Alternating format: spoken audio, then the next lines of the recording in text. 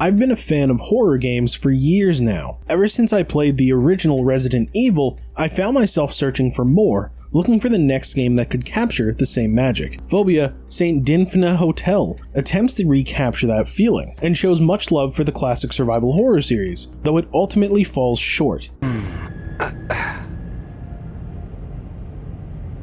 Shit.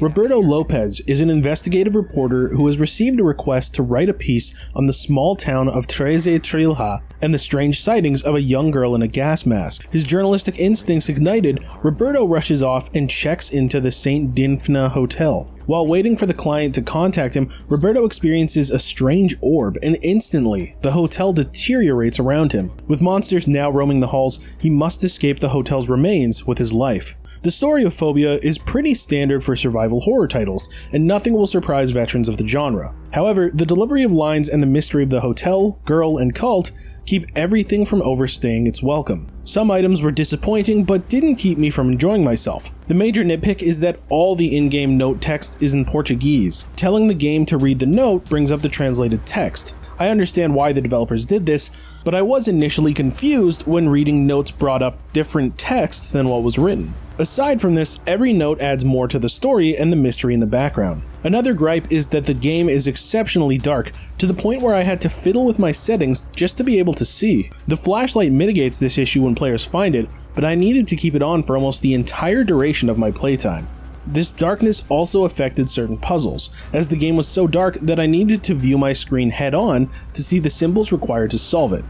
Nevertheless, I still enjoyed my time with the puzzles, as many are required to complete the story and access extra resources. I will admit this can get out of hand when solving a puzzle gains access to another you haven't even found yet. The puzzleception happens with secondary puzzles the most, as you clear them away only to find another taunting you, just to be rewarded with extra bullets or an item upgrade. I find that these puzzles aren't exactly worth going for 100% completion in your first playthrough, as resource management really isn't a problem. For example, I could kill 90% of the monsters roaming the halls and still manage to have over 700 bullets between my 4 weapons. The number of bullets needed to kill each enemy randomly varies, requiring between 3 to 9 shots. Only scoring a hit on their heart guarantees an instant kill, which conserves your ammo. I could pretty easily hit their core though, ensuring that more ammo was redundant. Even the item upgrades you obtain don't feel very rewarding, because you need so many before you can upgrade one of your weapons. Furthermore, at the higher end of upgrades, players will need to collect 30 of the upgrade items, making them feel like a chore rather than a reward.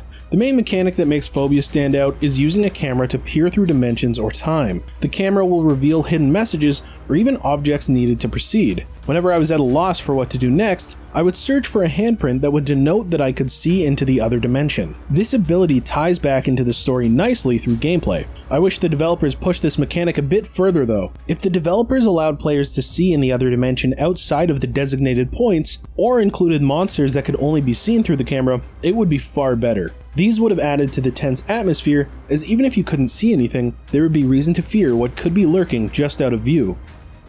Fobia isn't perfect, but it's through those imperfections that I see a game that loves what survival horror was and tries to capture that magic. Even though enemies are quickly dispatched and the dark lighting can be detrimental to the puzzles at times, fans of the genre will enjoy their time rummaging through the halls of the St. Dinfna Hotel. Noisy Pixel is giving Fobia St. Dinfna Hotel a 7.5 out of 10. Thanks for watching. Please be sure to check out the full review at noisypixel.net. Noisy Pixel is run by a group of gamers who work hard to deliver news, reviews, previews, and more. Please subscribe to keep up with all our future content.